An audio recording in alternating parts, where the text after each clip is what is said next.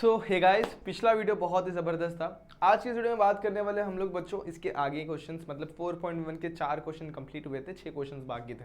तो उन क्वेश्चन को यहाँ पर कंप्लीट करेंगे। फॉर्मूला सेम होगा, जो मैंने आप लोगों को सारी चीज़ समझाई वो सारी चीज़ें क्लियर करके रखना, क्योंकि उनका इस्तेमाल यहाँ पर होने वाला। nth टर्म याद रखना और 3 टर्म 4 टर्म और 5 टर्म किसी जीपी में होंगे तो उन्हें किस तरीके से इस्तेमाल करना, वो सारी चीज़ें आपके दिमाग में होनी चाहिए ताकि क्वेश्चन को आप लोग बहुत अच्छी तरीके से समझ और सॉल्व कर सकें।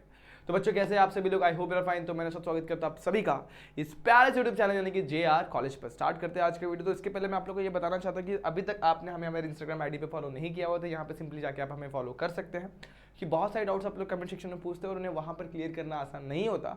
आप लोग आपके डाउट यहाँ पर शेयर करें और आपके डाउट्स क्लियर करने की पूरी कोशिश करूँगा। स्टार्ट करते हैं आज का वीडियो और फटाफट से बढ़ते हैं क्वेश्चन पर। फॉर्मुलेस आपके दिमाग में होंगे। अब चलते हैं इस क्वेश्चन पर। तो क्या बोला है, for a sequence Tn is equals to 5n-1 and 2n-3 show that sequence किस में है, जीपी में है। तो पहला ये क्वेश्चन है। उसके बाद ये बोला है अगर जीपी में है तो फर्स्ट टर्म और कॉमन रेशियो अपने को निकालना है। सिंपल सी बात है, मैंने आप लोग को बताया था कोई भी सीक्वेंस जीपी में कब होता है। जीपी का एक सिंपल सा पैटर्न है, कोई भी सीक्वेंस जीपी में कब होगा, जब T⁻n+1 अपॉन में Tn की वैल्यू क्या होगी, कांस्टेंट, तो उसे अपन क्या बोलते हैं, जीपी में होते हैं। तो हम लोग को यही चीज अपन को करनी है और इसी कांस्टेंट को अपन रेशियो, कॉमन रेशियो R बुलाते हैं। तो पहले अपन Tn+1 अपॉन में Tn, और ये कांस्टेंट एक्चुअली होता क्या है, ये कांस्टेंट कोई भी एक नंबर हो सकता है जो हमारे किसी भी रियल नंबर को बिलोंग करेगा। कोई भी नंबर हो सकता है जो हमारे एक रियल नंबर को बिलोंग करेगा। ठीक है, ये बात याद रखना आप लोग। तो इस तरीके से अपन इस क्वेश्चन को सॉल्व और स्टार्ट करेंगे। तो सबसे पहले मेरे को इस कांस्टेंट को प्रूव करने के लिए क्या करना पड़ेगा, सबसे पहले Tn की वैल्यू देखनी पड़ेगी, क्या दी गई है। Tn हमें दिया गया है बच्चों, Tn हमें दिया गया है 5n-3 अपॉन में 2n-3। इसे पकड़ लेता हूं इक्वेशन नंबर 1। अब नेक्स्ट चीज जो मुझे फाइंड आउट करनी है बच्चों, देखो यहाँ पर इसमें मुझे Tn तो दिया गया है, Tn+1 कहां से लाऊं। बहुत ईजी है बच्चों, बड़ा ही कंफ्यूजन वाला बात है लेकिन बहुत ईजी है। देखो Tn+1 निकाला ना बच्चों, तो यही इक्वेशन का अपन इस्तेमाल करेंगे और जहां पर n है बस उसे रिप्लेस कर देना n+1। जैसे कि यहां पर देखो ये 5 वैसे ही रहेगा, यहां पर n है तो इसे रिप्लेस कर देंगे अपन n+1 के साथ, कर दिया। और बगल में मेरा -3 एज इट इज रहेगा। समझ में मैंने क्या किया, n+1 के साथ रिप्लेस किया n को, जैसे ऊपर किया वैसे नीचे भी कर देंगे। क्या करेंगे, n+1 के साथ रिप्लेस कर दिया, देखो यहाँ पर, और यहाँ पे -3 मेरा एज इट इज। समझ में मैंने क्या किया। तो अब बस इसका काम हो गया, ये लाइन जो मैंने खींची उसको हटा देता हूँ। सिंपल है कि नहीं यहाँ तक। अब करेंगे क्या, ध्यान देना। अब 1 - 3 जो होता है बच्चों -2 होता है, तो यहाँ पर लिख दूंगा 5n-2। सेम टू सेम यहाँ पर भी वही 2 1 - 3 कितना होता है, अगेन -2, तो यहाँ पर भी कितना आ जाएगा n-2। और सर n-2 कैंसिल कर बच्चों, यहाँ पर कैंसिल नहीं होगा, आप लोग को धीरे धीरे सॉल्व करना होगा, अदरवाइज गड़बड़ हो जाएगी। तो ये हो गया अपना इक्वेशन नंबर 2। और हमें चेक क्या करना है कि इन दोनों टर्म को डिवाइड करना, देखना कोई कांस्टेंट वैल्यू आ रही है क्या। क्या देखना हमें, कोई कांस्टेंट वैल्यू आ रही है क्या। तो आप निकालते हैं Tn+1 अपॉन में Tn की वैल्यू। अब देखो Tn+1 की वैल्यू जो है ना वो 5n-2 अपॉन में क्या है, 2n-2 है। ये हो गया Tn+1। और Tn की जो वैल्यू है 5n-3 है, कितनी है, 5n-3 है अपॉन में 2n-3 है। सही है तक। अब देखो ये टर्म इसको डिवाइड कर रहा है तो डिवीजन है, तो अपन इसको ऐसे भी तो ले सकते हैं 5n-2 अपॉन में 2n-2। ये अपना न्यूमिनेटर है और डिनोमिनेटर इसको डिवाइड कर रहा है, तो ये क्या जाएगा 5n-3 अपॉन में 2n-3। लेकिन आपने एक और चीज सीखा, जब भी डिवीजन होता है तो मल्टीप्लाई का सिंबल डालो, इसको उल्टा कर दो। तो वही चीज करेंगे यहाँ पर, क्या करेंगे 5n-2 को मैं वैसे रखता हूँ, 2n-2 को वैसे रखते, इसको मल्टीप्लाई कर देता हूँ, ऊपर आ जाएगा 2n-3 और नीचे आ जाएगा 5n-3। ठीक है यहाँ तक। अब क्या करेंगे, देखो यहाँ पर थोड़ा बेस को सेपरेट कर लेता है, अगर आपकी इच्छा है तो कर लो फटाफट से। अब देखो यहाँ पर क्या होगा, ये यहाँ पर रहता है 5n-2 अपॉन में 5n-3। देखो मल्टीप्लाई में अपन आगे पीछे कर सकते हैं, ऐसे क्यों करा अभी आप लोगों को समझेगा। यहाँ पर 2n-3 और यहाँ पर क्या जाएगा 2n-2। ठीक है। अब देखो जब दो टर्म डिवीजन में होता है बेस सेम होता है। अब फिलहाल के लिए मैं इसको अज्यूम करता हूँ, ये जो ऊपर में n-2 लिखा हुआ है ना, इसको मैं अज्यूम कर लेता हूँ, ये n-2 जो वो है m। देखो यहाँ पर लिखा 5m, क्या लिखा हुआ है यहाँ पर 5m। और नीचे आ जाओ, ये क्या लिखा, ये जो लिखा हुआ है इसको मैं अज्यूम कर लेता हूँ ये a है, तो ये क्या है 5a है। तो आप लोग को पता है कि जब भी ऐसा दिखता है और दो टर्म्स के बेस सेम का पावर डिवीजन में है तो सब्ट्रैक्शन में आ जाएगा। दैट मीन्स ये कैसे दिखेगा हमें 5m-a। तो वही चीज का अपने को यहाँ पर इस्तेमाल करना है दोनों टर्म्स में, दोनों का बेस सेम है, पावर अलग अलग है। तो इस्तेमाल करो और सॉल्व कर लो इस क्वेश्चन को, बहुत ईजिली हो जाएगा। मतलब यहाँ पर क्या होगा, देखो ध्यान देना अभी, तो हम लोग स्टेप पे बढ़ते हैं, टी एन प्लस वन अपन में टी एन की वैल्यू निकाल रहे हैं। तो यहाँ पर पहला जो मिलेगा 5 raise to n minus two minus होगा एन माइनस 3। ये किसके साथ हुआ बच्चों, ये पहले टर्म के साथ हुआ, बीच में है मल्टीप्लाई। अब 2 रेज टू पावर में क्या है एन माइनस 3 माइनस होगा, नीचे क्या है एन माइनस 2 है। होप ये आप लोग को दिख रहा होगा, नहीं दिख रहा होगा थोड़ा सा मैं यहाँ पर थोड़ा सा कर देता हूँ। अब ठीक है, इतना क्लियर हुआ बच्चों, क्या किया मैंने समझ में आया। देखो यहाँ पर ये दोनों टर्म्स के बेस सेम थे, जब बेस सेम होगा तो पावर डिवीजन में होते हैं तो सब्ट्रैक्शन में आ जाते हैं। वैसे यहाँ पर ये बेस सेम है, दोनों टर्म्स किसमें डिवीजन में, तो पावर्स जो होंगे वो सब्ट्रैक्शन में आ जाएंगे, वही चीज मैंने वहां पर करी है। अब आप लोग देख सकते हैं यहाँ पर क्या होगा, 5 रेज टू एन माइनस 2 है तो एन माइनस 2 को वैसे ही रखो, यहाँ पर माइनस एन प्लस 3 हो जाएगा। मैं बहुत लेंदी करके कर रहा हूँ लेकिन आप लोग के लिए कर रहा हूँ बच्चों। और यहाँ पर भी सेम एन माइनस 3 मेरा वैसे माइनस एन प्लस 2 हो जाएगा। अब ये एन कैंसिल, माइनस 2 प्लस 3 कितना होता है 5 रेज टू 1 हो जाएगा। यहाँ पर भी same to same 2 into 2 raise to n cancel, minus 3 plus 2 हो जाएगा माइनस 1। 5 रेज टू 1 जो होता है 5 ही होता है, लेकिन 2 रेज टू माइनस 1 जो होगा वो 1/2 हो जाएगा। ये भी आप लोग को पता है, पावर नेगेटिव मतलब नीचे चला जाएगा। अब सामने सामने मल्टीप्लाई करें उसके नीचे कुछ नहीं मतलब 1 है, 5 1 5 अपॉन में 2। तो आप लोग देख सकते हैं टी एन प्लस 1 अपॉन में टी एन की जो वैल्यू मिली कांस्टेंट मिली है, समझ में, कांस्टेंट वैल्यू मिल रही है, कोई भी एन के टर्म में नंबर नहीं मिला। यहाँ पर एन विन कुछ दिख रहा नहीं है, मतलब ये जो सीक्वेंस है ये किसमें, therefore which is what constant, एक कांस्टेंट वैल्यू है, therefore given therefore TN plus 1 show क्या करता है, शो करता है कि जीपी में, देयरफॉर गिवन सीक्वेंस जो होगा, सीक्वेंस जो होगा इन जीपी में होगा। अब जीपी में है तो सिंपल सी बात है, कांस्टेंट को अपन क्या बोलते हैं रेशो, तो कॉमन रेशो आ गया 5/2 हो जाएगा। और हमें बोला फर्स्ट टर्म भी निकालना है, फर्स्ट टर्म का मतलब होता है T1 निकालना है। मतलब क्या, जहां पे Tn लिखा था वहां पे बस 1 पुट कर दो, यानी 5 रेज टू 1 माइनस 3 अपॉन में 2 raise to 1 minus 3। 5 raise to 1 minus 3 करेंगे तो कितना बचेगा 5 रेज टू माइनस 2, और 2 रेज टू 1 माइनस 3 करेंगे तो 2 raise to minus 2। 5 raise to minus 2 उल्टा कर देंगे तो वो नीचे आ जाएगा, 5 रेज टू 2 नीचे और 2 रेज टू माइनस 2 ऊपर। तो a की वैल्यू आप लोगों को मिलेगी 4 अपॉन में 25 and that is the answer. First term मिल गया आप लोगों को, r मिल गया, और इस तरीके से आप लोग बड़े ही इजी वे में क्वेश्चंस को सॉल्व कर सकते हैं। सिंपल क्वेश्चन था, बहुत इजी क्वेश्चन था, ये हो गया आप लोग का फर्स्ट टर्म। तो ये आप लोग का सॉल्यूशन था इस क्वेश्चन का। अब आगे बढ़ते विदाउट वेस्टिंग मच टाइम। अब ये थोड़ा सा ना अलग क्वेश्चन है, तो ध्यान देना, इसमें बहुत इजी वे में बताने वाला हूं मैं आप लोग को। Find 3 terms in GP such that their sum is 21 and sum of their product is 189। 3 term GP में फाइंड आउट करने हैं। अब जैसे देखो मैंने आप लोग को बताया था 3 टर्म फाइंड आउट करने के लिए आ सकता है, 4 टर्म फाइंड आउट करने के लिए आ सकता है, 5 टर्म फाइंड आउट करने के लिए आ सकता है। तो 3 टर्म जीपी में फाइंड आउट करना है तो उसे अपन को अज्यूम करना पड़ेगा, let 3 terms in GP be, पहला बीच का होता है ए, इस साइड होता है ए अपॉन आर और इस साइड होता है ए आर। इस तरीके से मैंने आप लोगों को याद करना सिखाया था बच्चों। यहां तक अगर आप लोगों को क्लियर तो आगे भी आप लोगों को क्लियर ही होगा। अब वो कैसे होगा ध्यान देना, अभी यहां पर आप लोग अब ध्यान देना, बहुत इजी स्टेप्स में बताऊंगा। अब कंडीशन देखो, such that their sum is 21, इन तीनों को ऐड करेंगे तो 21 होगा, और sum of their square is 189।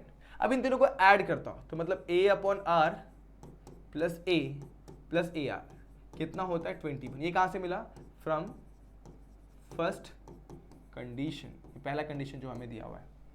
अब आप लोग देख सकते हैं सब में ना एक टर्म कॉमन है जो कि क्या है, a है।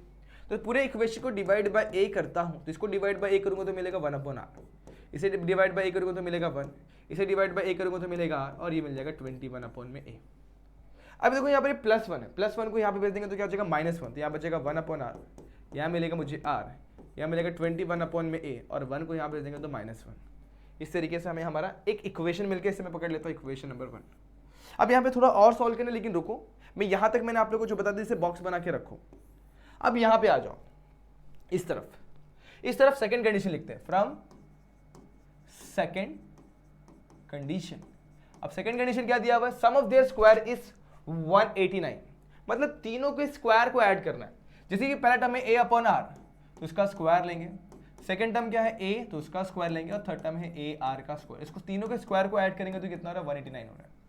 अब फिर से देखेंगे तो तीनों टर्म में ना वापस से अगर मैं स्क्वायरिंग करूंगा तो ये हो जाएगा a स्क्वायर, ये हो जाएगा r स्क्वायर, ये हो जाएगा a स्क्वायर, और ये जाएगा a square r square.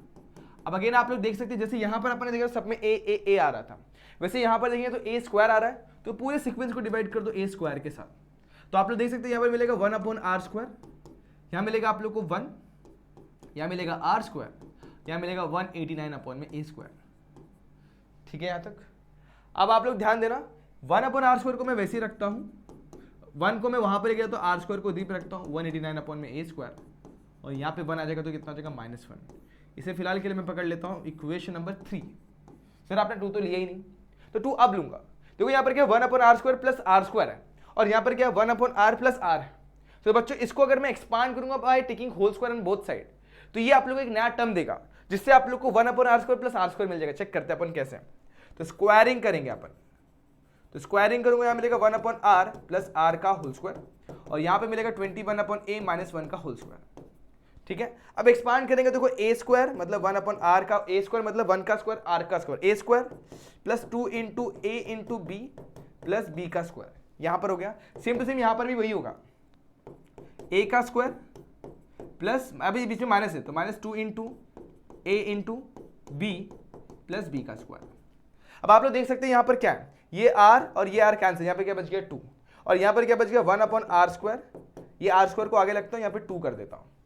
Similarly यहाँ पर देखो, यहाँ पर क्या बचेगा 21 अपॉन में, तो ये होता है 441, 21 का स्क्वायर जो होता है 441 होता है, यस ऑब्वियसली 441 होता है अपॉन में, एक सेकेंड ना, 441 यहाँ पर ठीक से लिख देता हूँ, 441, और यहाँ पर कितना आ जाएगा ए स्क्वायर। ठीक है, यहाँ पर चलेंगे -42 अपॉन में ए, और यहाँ पर मिल जाएगा हमें +1 का स्क्वायर 1। अच्छा एक स्टेप यहाँ पर ही कर देता हूँ, क्या ये +2 यहाँ पर मिला ना, इसको उठा के वहाँ पर लेके जाता हूँ, तो +2 यहाँ पर जैसे ही आएगा ना, यहाँ पर क्या आ जाएगा बच्चों -2 हो जाएगा। ये बात समझ रहे हैं आप लोग, कितना हो जाएगा -2 हो जाएगा। तो ये एक स्टेप में मैंने यहाँ पर कर दिया। तो इस तरीके से आप लोग को जो मिला ना, वो आप लोग को एक नया इक्वेशन मिल गया, जिसे मैं पकड़ने वाला इक्वेशन नंबर 2। ठीक है, इसे पकड़ लिया मैंने इक्वेशन नंबर 2। अब आप लोग देखो इक्वेशन नंबर 2 और इक्वेशन नंबर 3 जो मैंने बनाया हुआ है, उसका left hand side right hand side equal है, तो मैं क्या लिखूंगा फ्रॉम सेकंड एंड थर्ड। अगर दोनों का LHS इक्वल है, मतलब दोनों का क्या हो जाएगा, RHS भी क्या हो जाएगा, इक्वल हो जाएगा। दैट मीन्स देखो यहाँ पर मतलब क्या होगा, 441 अपॉन में ए स्क्वायर, यहाँ पर क्या मिलेगा -42 अपॉन में ए, और यहाँ पे 1 - 2 की वैल्यू कितनी मिलेगी -1, इक्वल टू कितना हो जाएगा 189 अपॉन में ए स्क्वायर मिल जाएगा, दैट इज 1। इस तरीके से आप लोगों को मिल जाएगा।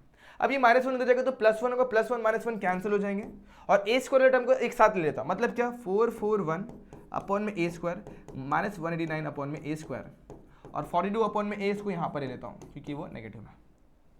अब देखो दोनों का बेस सेम है, बेस को लिखेंगे एक बार, यहाँ पे मिलेगा 441 -189 42 अपॉन में ए।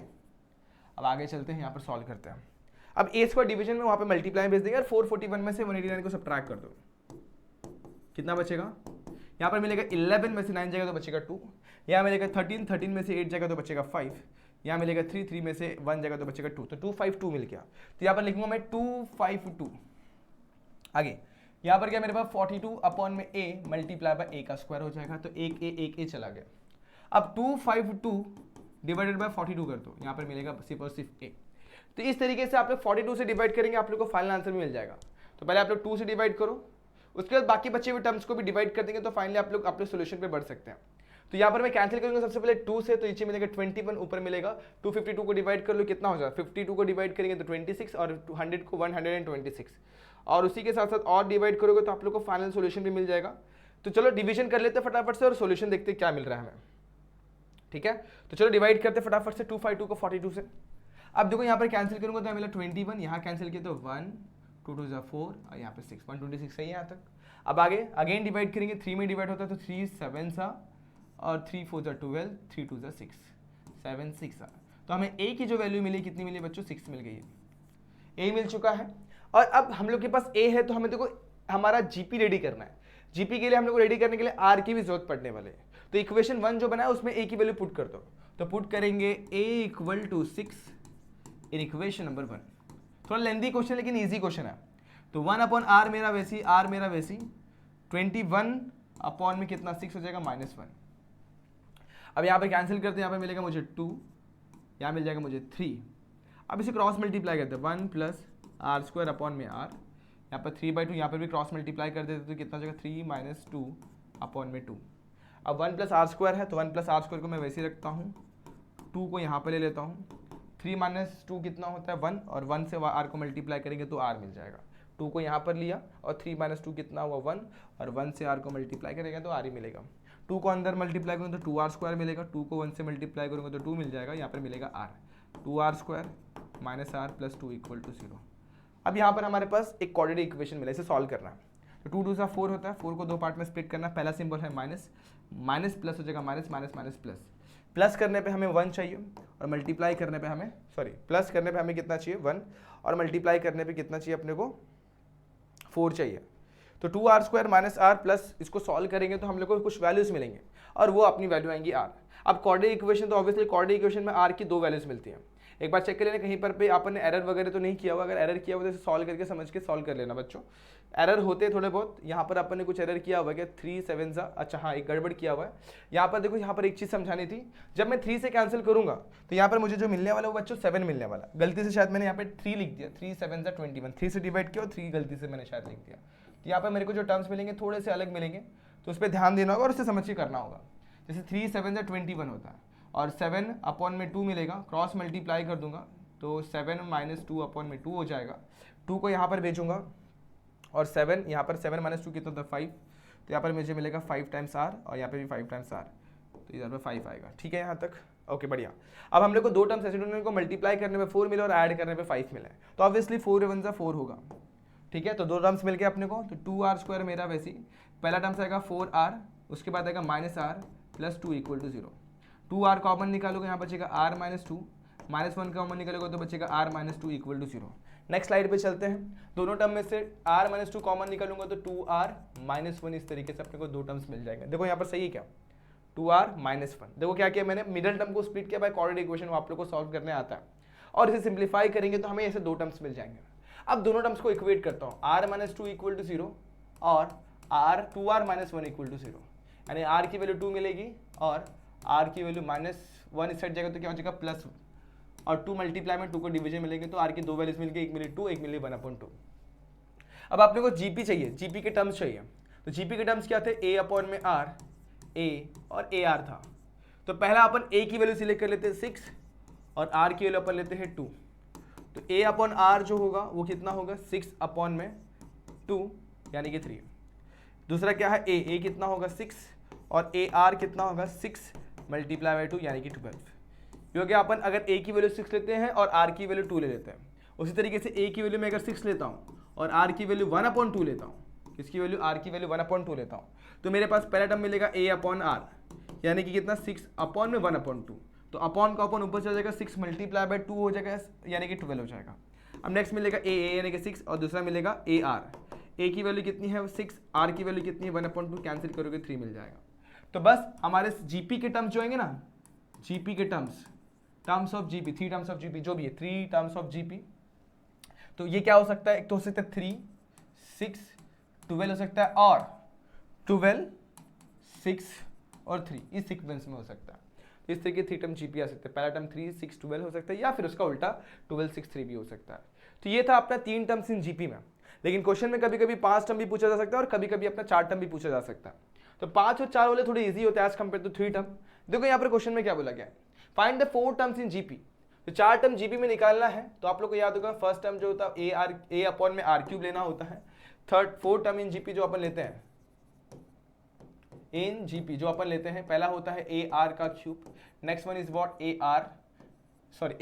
a अपॉन में r³ होता है, मैं बार बार गड़बड़ कर रहा हूँ, a अपॉन में r³, उसके बाद a अपॉन में r, फिर होगा ar, फिर होगा अगेन ar³। इस तरीके से आप लोग को टर्म्स मिलते हैं। अब आगे क्या, find the 4 terms in GP such that the sum of the middle two term is 10/3। 2 middle के टर्म है ना, फर्स्ट कंडीशन क्या बोला गया है, मिडिल के 2 टर्म को अपन अगर क्या कर रहे हैं, सम कर रहे हैं, मतलब a upon r plus ar को कर रहे हैं सम, तो यहाँ पर मिलेगा अपने को 10/3। और सेकंड कंडीशन क्या बोला गया, सेकंड कंडीशन बोल दिया कि सबको आप लोग अगर प्रोडक्ट ले रहे हैं देयर प्रोडक्ट इज 1, मतलब अगर a अपॉन r³ कर रहे हो, a अपॉन में r कर रहे हो, उसके बाद ar कर रहे हो और ar³ सबको प्रोडक्ट कर रहे हो, तो इसकी वैल्यू 1 होती है। इतना समझ में आया, तो ये r³ को कैंसिल करेगा, ये r को कैंसिल करेगा, a कितने बार आ गया 4, तो a⁴ की वैल्यू 1 मिलेगी, इंप्लाई ये करता है a की वैल्यू भी 1 ही मिलेगी। समझ में आ गया। अब a की वैल्यू 1 यहाँ पर मैं पुट कर देता हूँ, तो सिंप्लाई ये करता है, तो 1/r होगा, ये a की वैल्यू कितनी है 1 पुट करेंगे तो कितना हो जाएगा 1 मल्टीप्लाई बाय r होगा और 10/3 हो जाएगा। तो 1/r plus r equal to 10/3, cross multiply 1 plus r square upon में r इक्वल टू 10/3, 3 यहाँ पर आएगा तो 1 plus r square into 10 into r, और इसके बाद एक क्वाड्रेटिक इक्वेशन को सॉल्व करोगे आप लोग को आपका सोल्यूशन मिल जाएगा। यानी 3 plus 3r square equal to 10r, 3r square minus 10r plus 3 equal to 0। अब पिछले क्वेश्चन जैसा ही है, 3 3 कितना होगा 9, 9 को दो पार्ट में स्प्लिट करना, पहले से बोले minus minus plus minus minus minus plus, plus करने पे 10 मल्टीप्लाई करने पे 9 आना चाहिए, तो 3 कितना हो जाएगा 9 1 जा 9 आएगा। तो बस 3r square minus 9r minus 1r plus 3 equal to 0। इन दोनों में 3r कॉमन निकालेंगे तो r माइनस 3 बचेगा, इन दोनों में माइनस 1 कॉमन निकालेंगे तो r माइनस 3 बचेगा, दोनों में से r माइनस 3 कॉमन निकालूंगा तो यहाँ पर बचेगा 3r माइनस 1 इक्वल टू 0। ठीक है यहाँ तक। अब सिंपल सी बात है, दो ब्रैकेट्स मिले, दोनों को 0 के साथ इक्वेट करेंगे, यानी कि r माइनस 3 की वैल्यू भी 0 होगी और 3r माइनस 1 की वैल्यू भी क्या हो जाएगी 0। इम्प्लाई ये करता है r की वैल्यू होगी यहाँ पर 3 और यहाँ पर 3r की वैल्यू होगी 1, यानी कि r की वैल्यू 1/3। अब देखो r की दो वैल्यूज मिली है, एक बार r की वैल्यू आपके पास 3 और एक बार 1/3, तो आप लोग को दो सीक्वेंस मिल सकते हैं। तो पहला केस ये लेंगे, a की वैल्यू हमारे पास कितनी आई थी 1 और r की वैल्यू मेरे पास कितनी आई थी 1 कितनी आई 3 आई है।